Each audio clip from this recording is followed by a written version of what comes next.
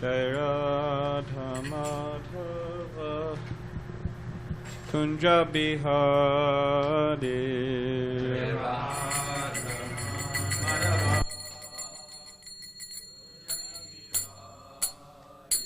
Jaya Radha Madhava Kunja Bihari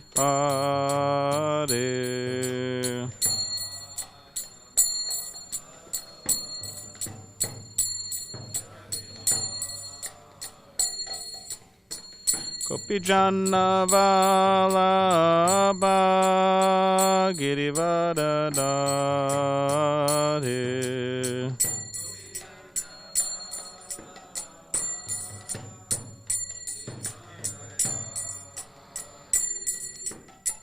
Gopijana Vallabha Girivardhari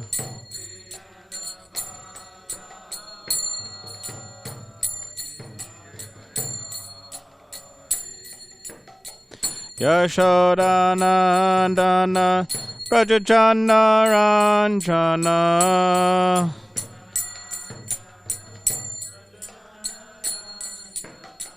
Yashodanandana Prajajana Ranjana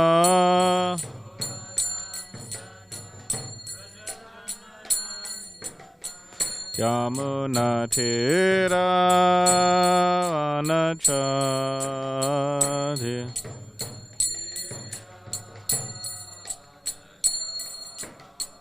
Yamuna Tira Vanachari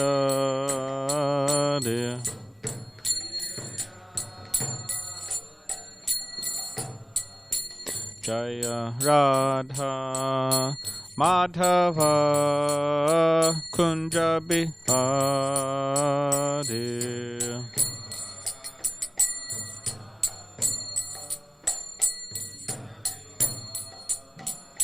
Jaya Radha Madhava Kunja Bihari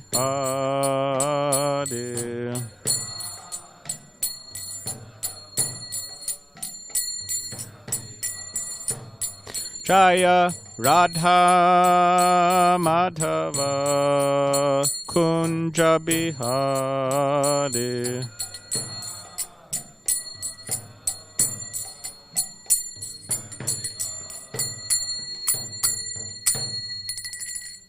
Jayam Vishnupad Paramahamsa Parivajagacharya Ashtotra Shata Shri Srimati's Divine Grace A.C. Bhakti Vedanta Swami Srila Prabhupada Ki Jai Jai Om Vishnupad Paramahamsa Parivajagacharya Ashtotra Shata Shri Srimati's Divine Grace Srila Bhakti Siddhanta Saraswati Thakur Prabhupada Ki Jai Ananta Koti Vaishnav Vrinda Ki Jai Namacharya Srila Haridas Thakur Ki Jai Prem Sekaho Shri Krishna Chaitanya Prabhu Nityananda Shri Advaita Gadadhar Shivasari Gaura Bhakta Vrinda Ki Jai Shri Shri Radha Krishna Gopi Gopinath Shama Kund Radha Kund Giri Govardhan Ki Jai Vrindavan Dham Ki Jai Navadvip Dham Ki Jai Ganga Yamunamayi Ki Jai Tulsi Maharani Ki Jai Bhakti Devi Ki Jai Samaveta Bhakta Vrinda Ki Jai New Govardhan Dham Ki Jai All glories to the assembled devotees.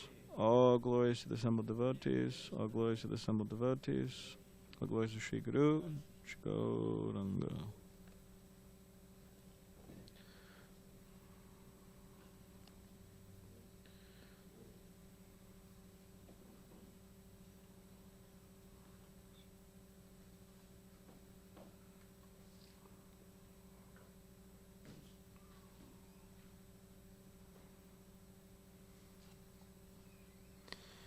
Om Namo Bhagavate Vasudevaya.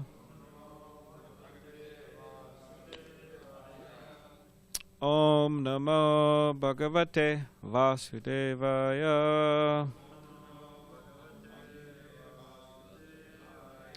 Om Namo Bhagavate Vasudevaya.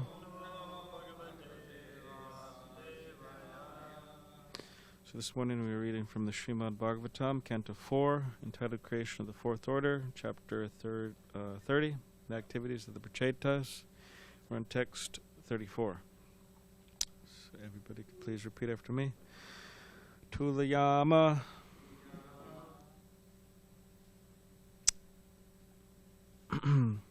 Lave napi na swargam napanor bhavam bhagavat sangi sangasya martyanam kim tashashaha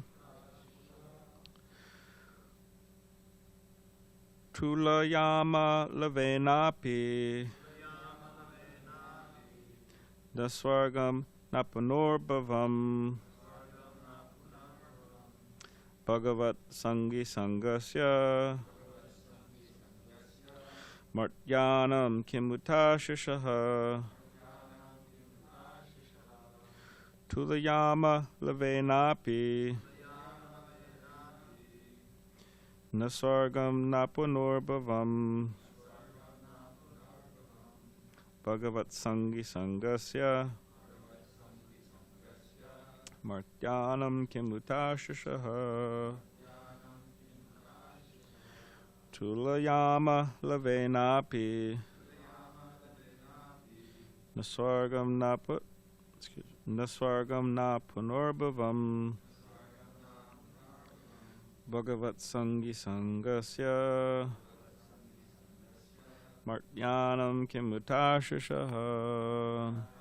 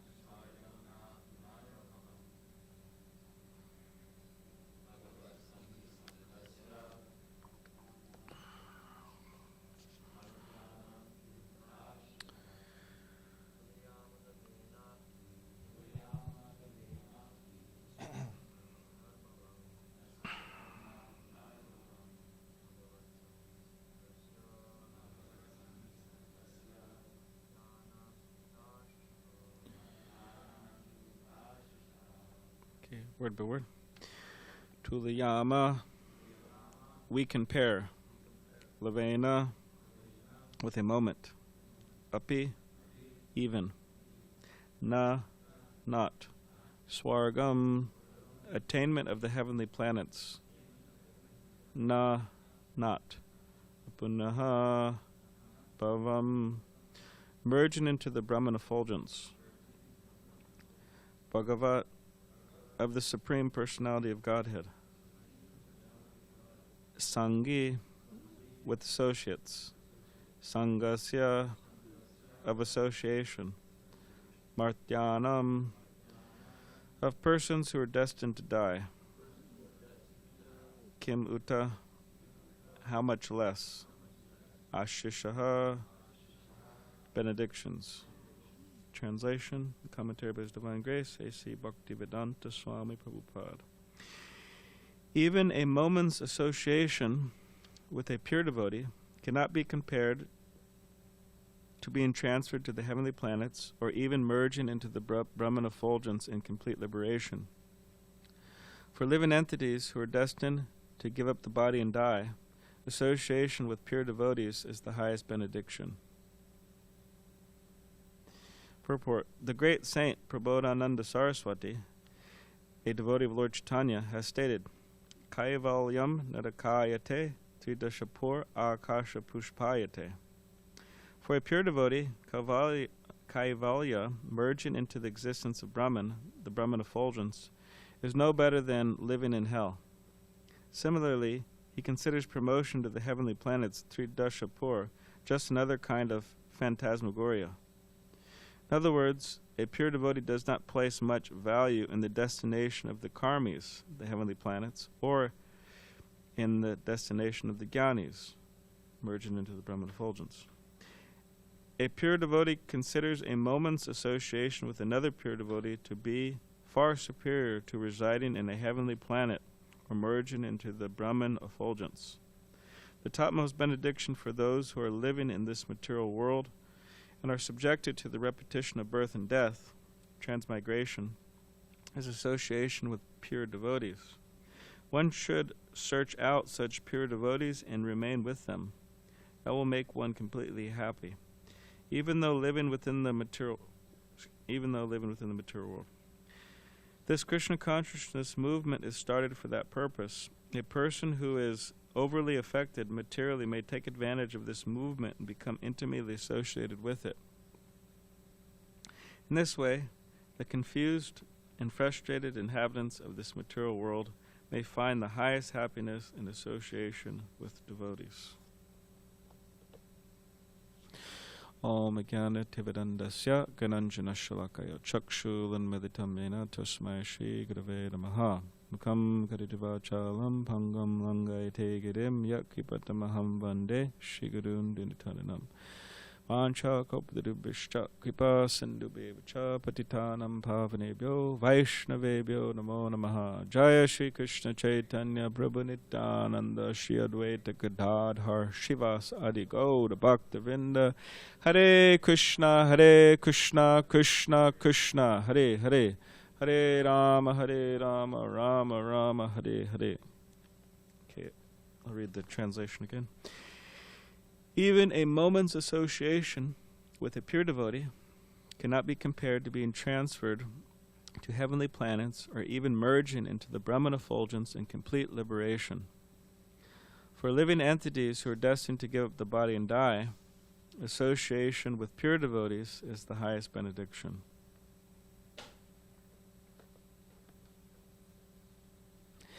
So Srila Prabhupada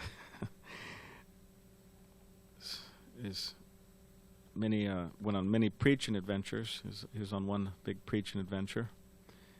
And he would go to all different types of places in which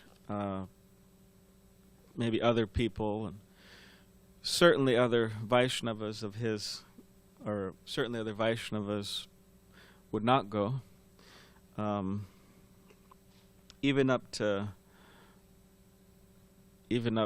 somewhat recent times, certain Vaishnavas won't go to certain places, like Mohan Vilas Prabhu, or he's in Hawaii now, but he used to be here. But he said he was speaking with one sannyasi in India.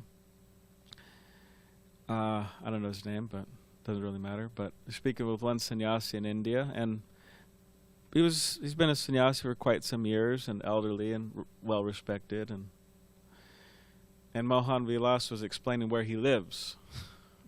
He's explaining how he lives in Pacific Beach, and he was explaining the nature of Pacific Beach. You know, what goes on here, and what type of people are around, and it's right on the ocean and all that. And this Maharaj told Mohan Vilas, he said, "You're so merciful. You're so compassionate. You go out and you preach to these people, go out on book distribution and Harinam and do all these things in such towns." He said, "Me?" He said, "I won't go there. It's too much Maya," he said. With Srila Prabhupada, he did say that the West is good for two things, right? Sense gratification and preaching. So anyways. But Prabhupada would go to so many different places, and while reading, when devotees read, or we see when we read the Srila Prabhupada Leela Amrita, some of Prabhupada's most kind of amusing, I could say on some level, it is amusing, amazing, but also challenging times were in San Francisco, just because the nature of the place. People were just so wild, Haight-Ashbury. so many cases of people challenging Srila Prabhupada while he was speaking and so on.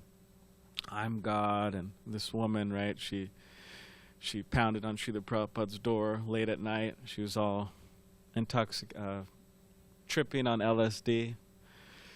And somehow or other she got in Prabhupada's apartment, and somehow or other she pushed Prabhupada out. Prabhupada was locked out of his apartment in the middle of the night. So then he had to go down the hallway and knock on Mukunda's door and say, he had the key, so please let me in. This crazy, she locked me out. And so eventually they got her out of there and got Prabhupada back in. And then in the next morning when Prabhupada was giving the class, she came in. And Prabhupada recognized her, and he started to address her and this and that. And I think Prabhupada even made the noise she made. I forgot what she, whatever she did. Because when Prabhupada answered the door, she's made some kind of screeching noise, and Prabhupada started to laugh. And the girl, she came down from her buzz a little bit, so she was more easy to deal with, and kind of probably feeling a little remorseful or whatever, maybe. So such wild times in San Francisco. And one of those times in San Francisco, or on the outskirts of San Francisco, Srila Prabhupada went to a place that I would suspect no Gaudiya Vaishnav sannyasi has been before, and I suspect that maybe we could say no Gaudiya Vaishnav sannyasi will ever go again. And that was to Morningstar Ranch, which was a special type of ranch for the inhabitants of San Francisco, because specifically it was a nude ranch. Means, people are nude. Prabhupada went there. Amazing. So when Prabhupada arrived there, he got out of his car, and he was walking, and with his assistant, and then he saw some man, completely naked. The man was working in the garden, and then Prabhupada saw him, and he asked him. He said, "What are you doing?" And then the man said, "Oh, Swamiji, I'm just picking some potatoes. I'm just picking some potatoes, Swamiji." So then Prabhupada said, No. He said, "What are you doing with your life?" And the man he paused, and he thought about it. He said, "Yeah, what am I doing with my life?" And so Prabhupada really, made an impact on him. And that person, because Prabhupada, he stayed there, he gave a class, gave a kirtan, then he left. And but that person who Prabhupada met, who was picking potatoes, he became a devotee. Anyways, forgot his name, but there's also some other very good devotees found there too. Some of Prabhupada's disciples. So here in this particular verse, it's saying that this association with pure devotees is the highest benediction a living entity can have. It says, for living entities who are destined to give up the body and die. So who is that? That means everyone. The association with pure devotees is the highest benediction. So, but it's not that pure devotees just are merciful to people who come to them, but they go to others, just as Srila Prabhupada went to this place, Morningstar Ranch in San Francisco and so many other places. Because it's not that the philosophy of Krishna consciousness is that, okay, well, because sometimes within the minds of those born in India, or the minds of those who subscribe to Indian philosophy, sometimes they're criticized for being a little, what is that word?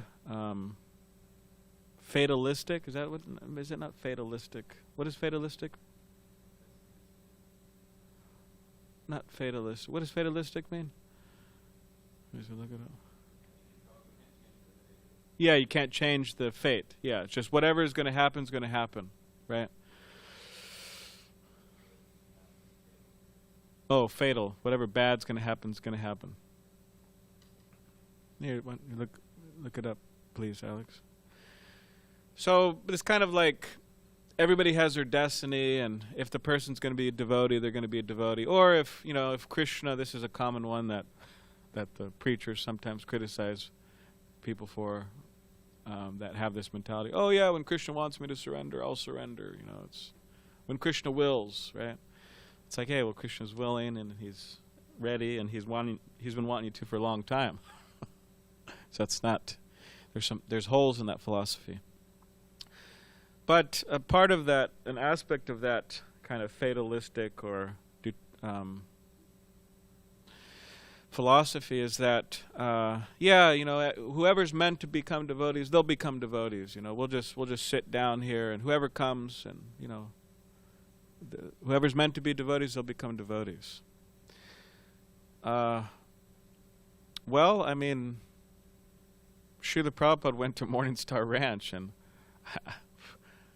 I don't think that guy, picking the potatoes, naked picking potatoes, was thinking about becoming a devotee. That was the last thing he was thinking of, if anything. Wasn't even on the list. But it means that devotees, by their association, they actually transform people. Means by their association, people's desires are transformed to the degree that they want to become devotees. Whereas previously, maybe they were even very anti. Like you have Prabhupada Dasa, who hated devotees. It's not that he didn't want to become a devotee, or that definitely he didn't want to become a devotee, but it's not only that he was that kind of a neutral guy. Like some people are neutral. They're kind of cool, they distribute their vegetarian food, and they chant on the streets. I mean, kind of weird, but yeah, they're right, But Prabhupada Dasa, this devotee, he hated devotees, throwing rocks at them. Huh? No, it's Prabhupada Dasa. No, there's two Prabhupada Dasas. Yeah. I'll explain how I got the name Prabhupada Dasa, but so. He was Nick, Bhakti Nick before. He was a San Diego resident here. Now he's in Mayapur. But in Philadelphia, he used to throw rocks at devotees. He used to criticize them, and just foul language towards them. Just a rough guy. And then one day, this big Irish brahmachari, he went to distribute books to this Nick, right? And then Nick's, gave his usual foul language or whatever he was saying to this, big Irish brahmachari.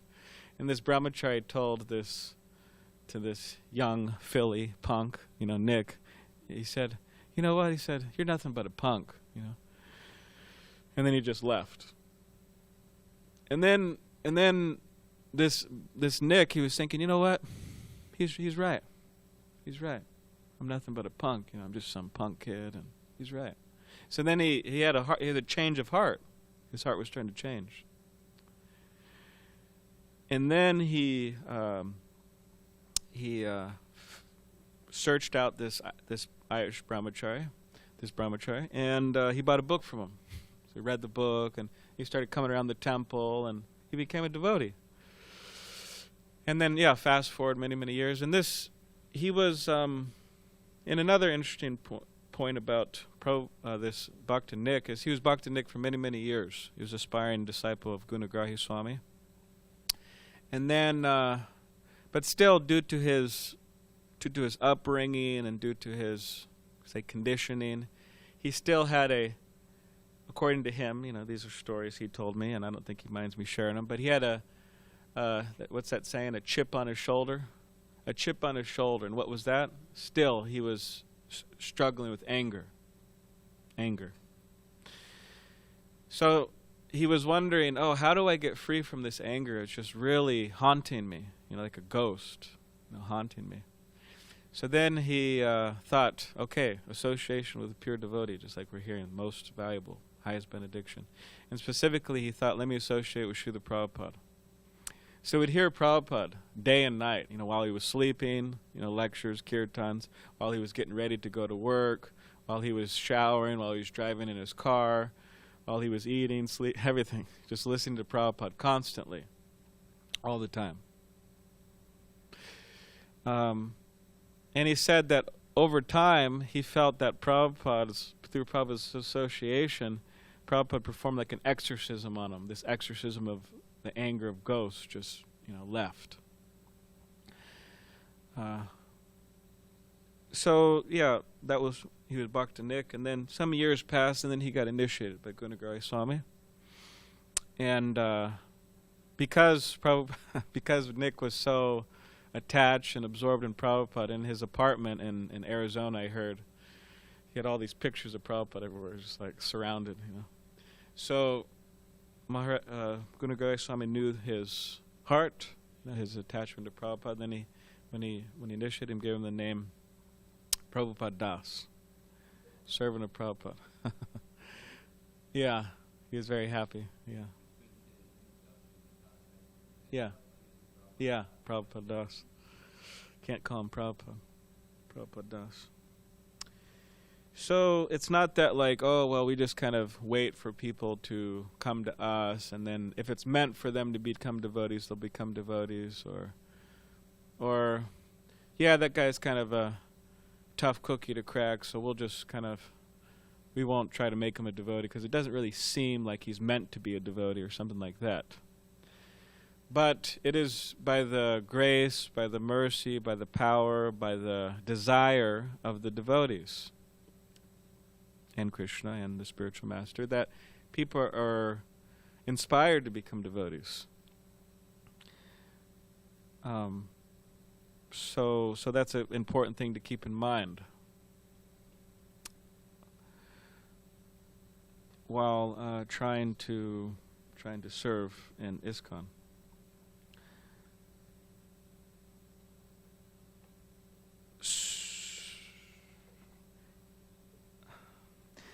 And for a pure devotee, Srila Prabhupada, he quotes this very famous verse by Prabhupada Saraswati. It's from the Chaitanya Chandramrita. Kaivalyam narakayate tridashapur akasha pushpayate. So, this is the whole translation here. For a devotee, the pleasure of merging into the existence of Brahman is considered hellish. Similarly, he considers promotion to the heavenly planets just another kind of phantasmagoria.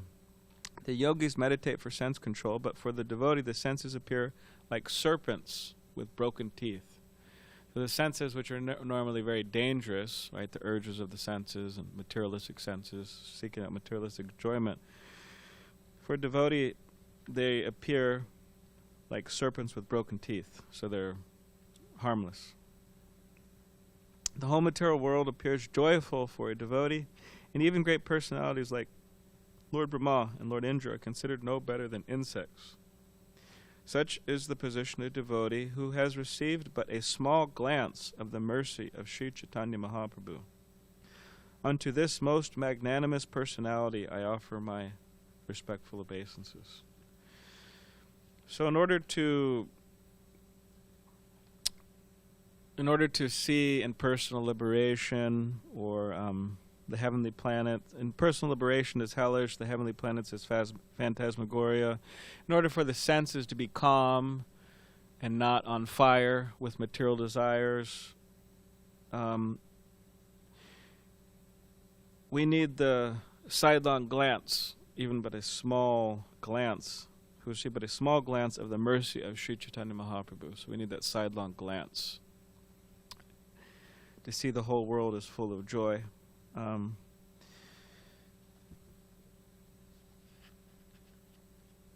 And we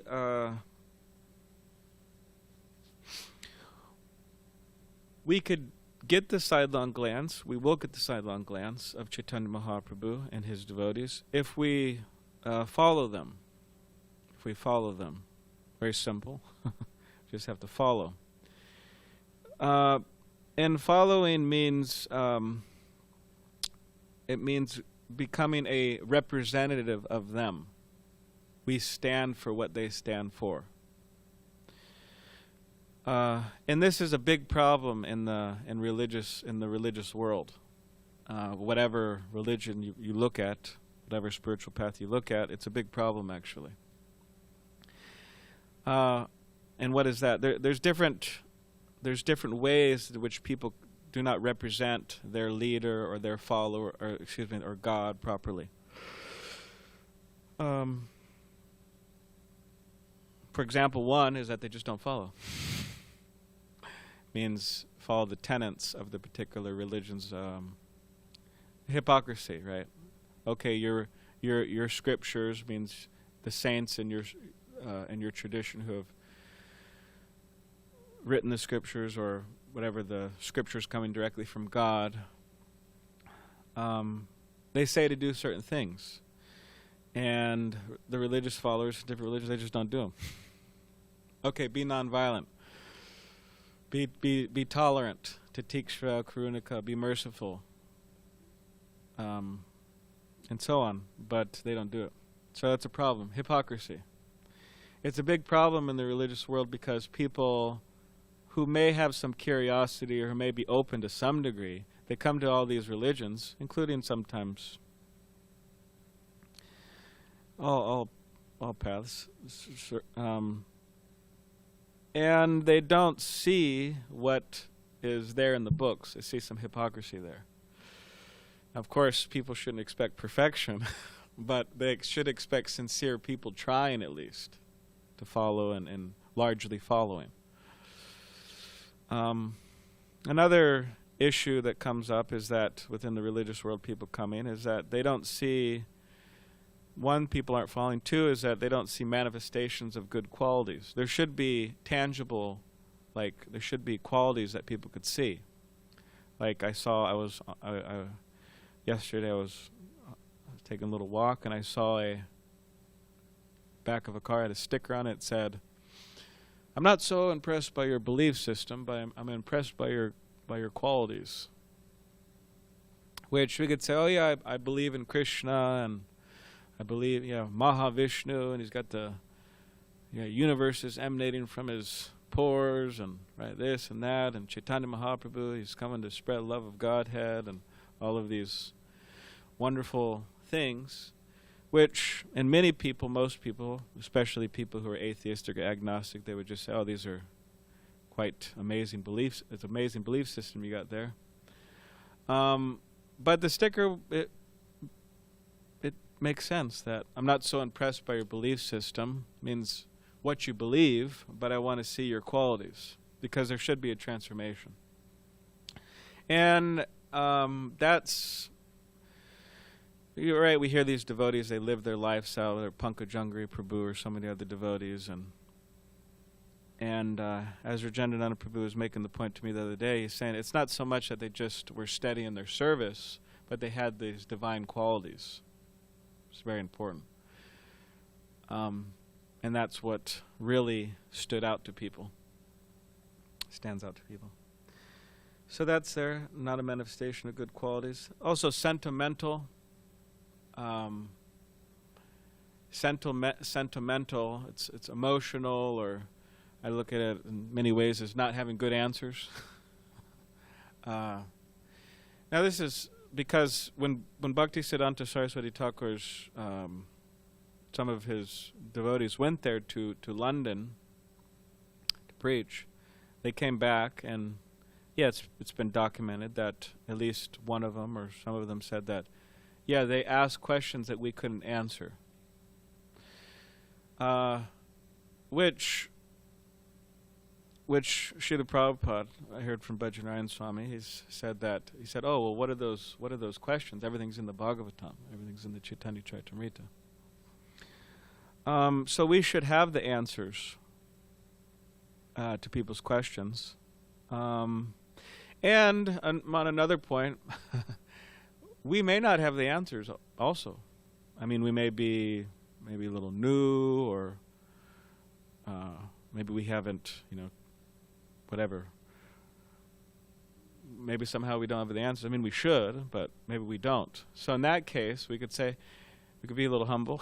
So you know what, I don't, I'm a little new to this, or I haven't really studied that so much, but I know somebody who knows the answer. So, you come to the temple and, here talk with so-and-so, or email so-and-so, or so on. So you give somebody the answer, but not through you. So, and people will appreciate that. Oh, this person's humble or something.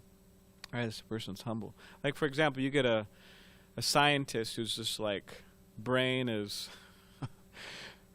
very sharp and fully active and just really, and we may not be I may not be our thing. So you give them you send them to a devotee scientist. They could explain things. That's why Prabhupada set up the Bhaktivedanta Institute, Bhakti Shrup Damodar Goswami, so many others, so they could explain things in scientific language. So, but not just kind of speculate or give them some sentimental answer, some emotional answer, or but it's worthwhile just to be humble and direct them to somebody else. So another thing is that, sentimental. Another thing is that fanatical. I'm specifically thinking, of course, when a lot of people think about it, I'm thinking about these guys we've been seeing in Pacific Beach. They're holding up the signs and, right, believe this or burn in hell, or sometimes, which is actually quite bold of them.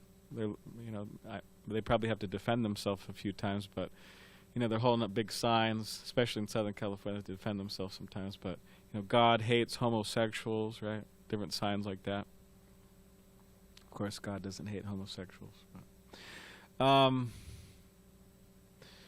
so people are very they're not attracted to this, and therefore Prabhupada would give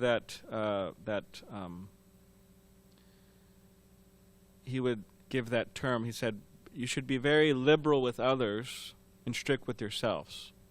Strict with yourself. So in other words, we're very lenient and we're not fanatical with people, but lenient but strict with ourselves. So these are the different things. Okay, people don't follow. There's not a strong manifestation of good qualities. Sentimental, fanatical. And culty also. Culty, I don't know if that's a word, but cultish, yes, cultish. There you go.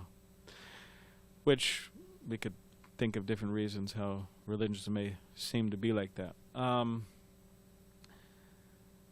So there's ways to counteract this, and it's actually, and we may think, okay, well, this is not existing in the International Society of Krishna Consciousness. This is not a problem for us. But this is a general tendency of all religions. It's a general tendency. It's a tendency. So to counteract this, okay, don't follow. Okay, simple. We follow, or we try to follow, right? As much as we can. We're sincere. What to speak of just completely throwing in the towel or throwing in the gumshoe, right? We have to try. And then by trying and by following, we will develop a taste, which is attractive in itself. We'll develop love for Krishna to degrees, and that will be attractive in itself. And in terms of good qualities manifesting, good qualities will manifest. And specifically, good qualities manifest for those who sincerely, seriously engage in the process of sadhana bhakti, chanting the holy names of Krishna very carefully, and engaging in the process of devotional service. They will manifest. And in terms of sentimentality, therefore Srila Prabhupada, he gave us so many books. And do you think you could look this up, Alex, on your phone? It's Madhya Lila, chapter 25. Text 278. So Madhya Lila, chapter 25, text 278. So this is a verse by Krishnadas Kaviraj Goswami.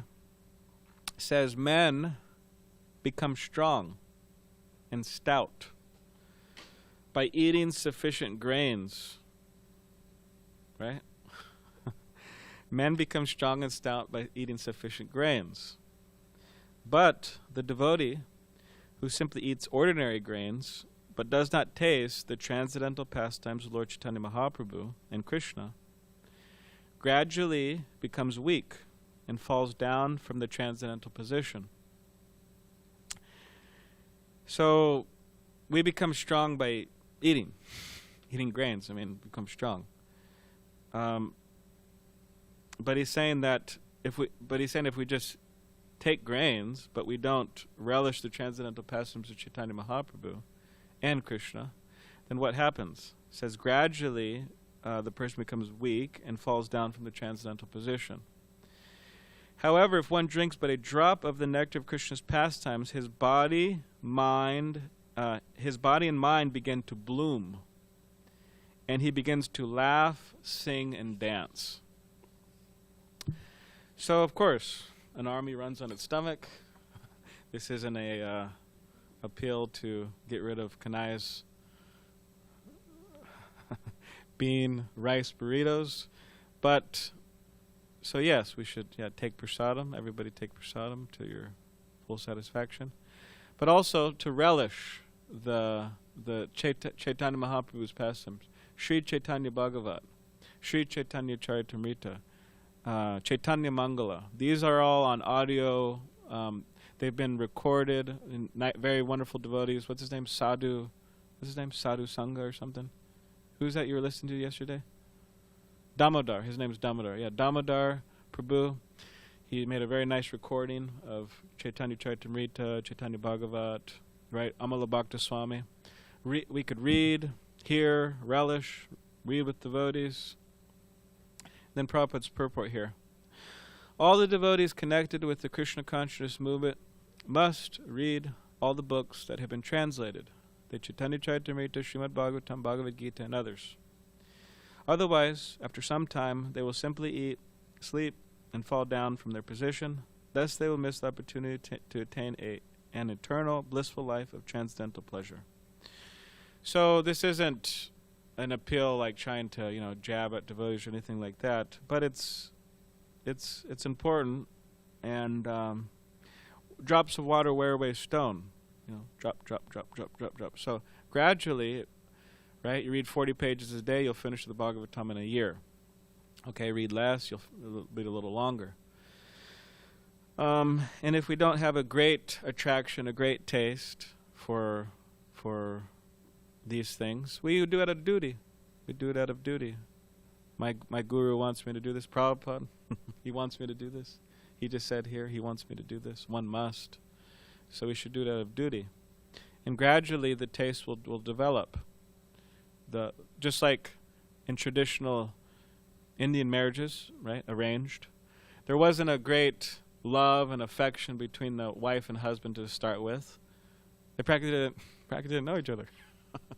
But through years or through months, days, months, years of association, service, right, working together to serve the family, they develop an attraction. It's out of duty.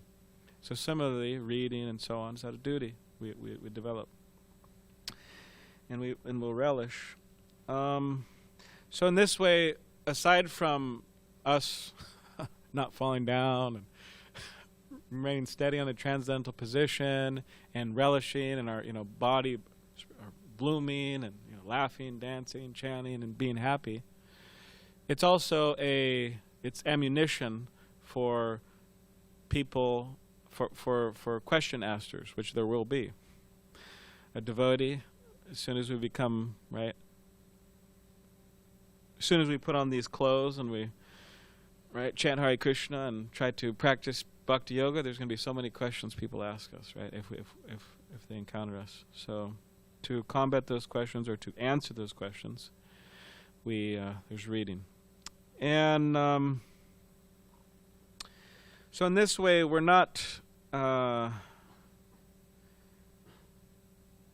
just, we should fully depend on the association of pure devotees, and we should seek it out, as Srila Prabhupada is saying here. And this is the highest benediction. And this is the highest happiness found, right? in this world.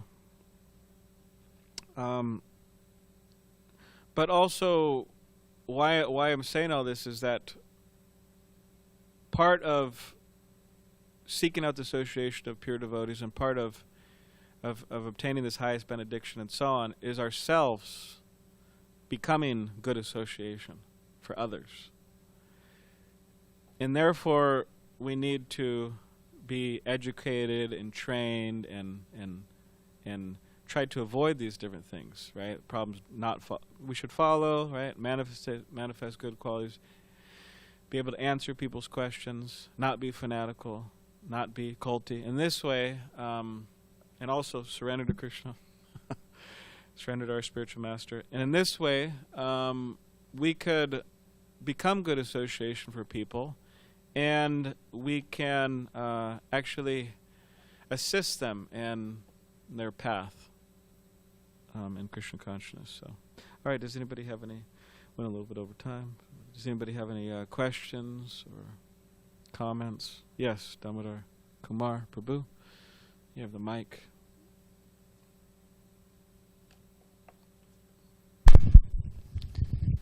Thank you for the class, Prabhu. Thank you. That was a very thought-provoking class. A few different things were coming to mind while you were bringing up different topics. Thank you. You first started off with this devotee was talking to Mohan Vilas Prabhu. Yeah. About how he couldn't believe he was living in Pacific Beach. It's interesting how devotees have different perspectives, because for him it's impossible, but for me, I love Pacific Beach. I feel right at home. Good. I feel like, especially coming out of this sort of social division in my youth, you got the skaters, you got fashion, you got people hanging out having fun, Got the surfers. you got the beach right here, and so I feel it really easy to connect with people, and That's good. it allows me to engage my upbringing in at least utilizing that and connecting with people. But anyways, yeah, Prabhupada really liked this idea of having local people join. Mm-hmm. And yeah, local devotees, local people join, because there is something to it. People, whether you want to say it's people see that as from a material perspective or whatever, but somebody comes and they say, hey, this guy's from San Diego, they're kind of, they're American like me, and I could kind of, of course there's relating on a transcendental level as well, but anyways, so. Thank you for sharing that. That's actually very connected to the next thing I wanted to ask you. So you mentioned the story of Prabhupada Das, Yeah. Prabhu, Prabhupada. He pretty much didn't like the devotees, and my guess is his conception of the devotees was that they were sissies, they were sus, they were wimps, whatever whatever you want to call it. He just didn't respect them, and it took somebody a bigger devotee to challenge him, to stand in their ground, to confront him, for him to respect the devotees. Yeah. And that's pretty much what he needed to become attracted to Krishna consciousness, and eventually his heart was transformed.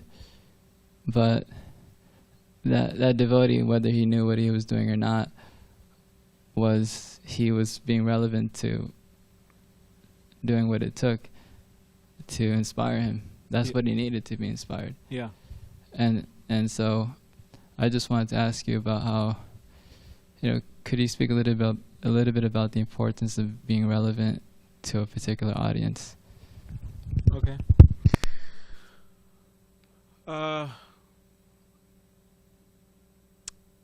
Yeah, I mean,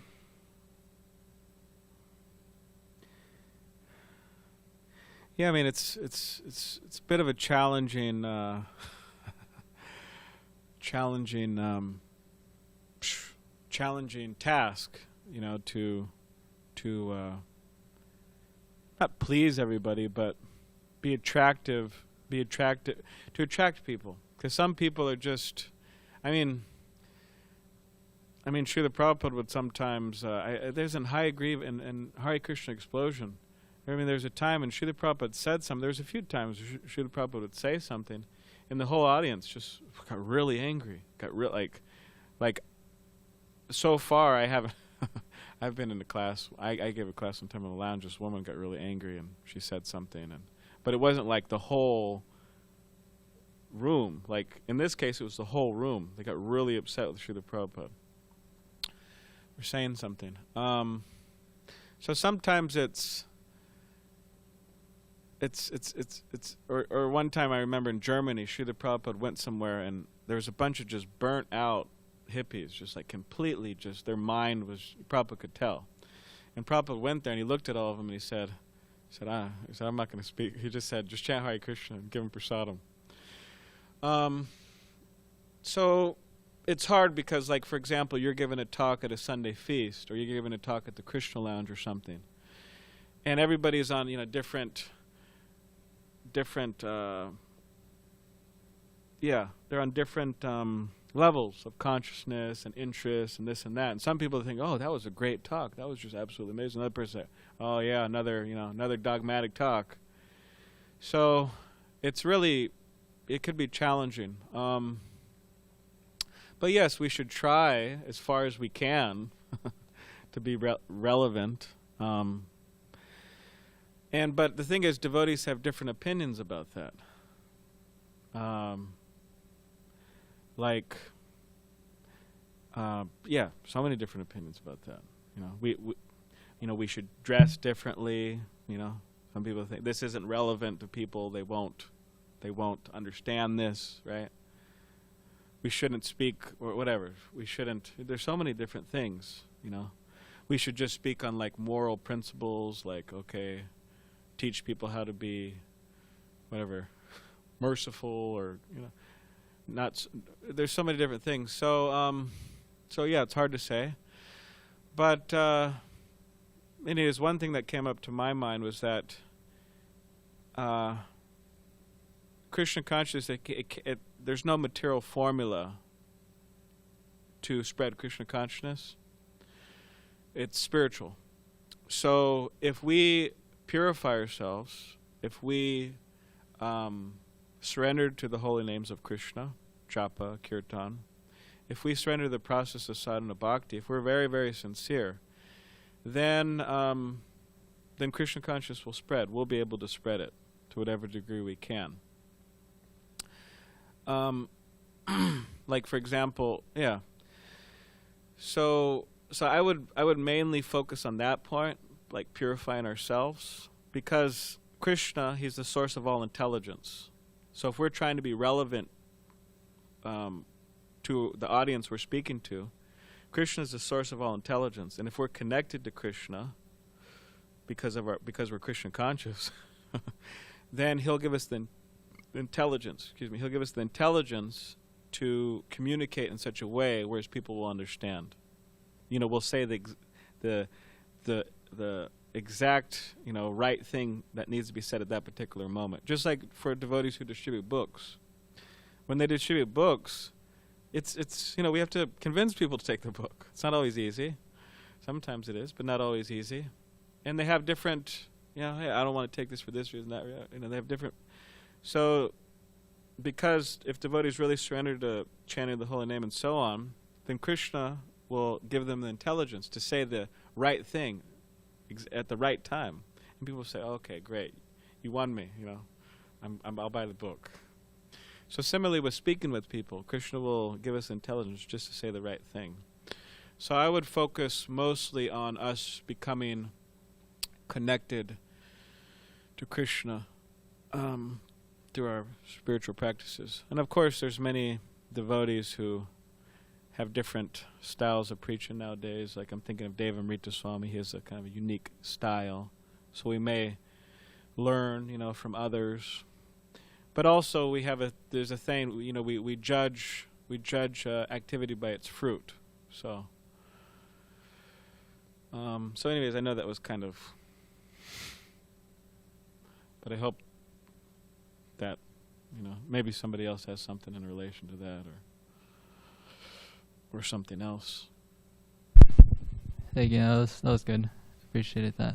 I also like the first point that you made about how if somebody sees, oh, you're from a particular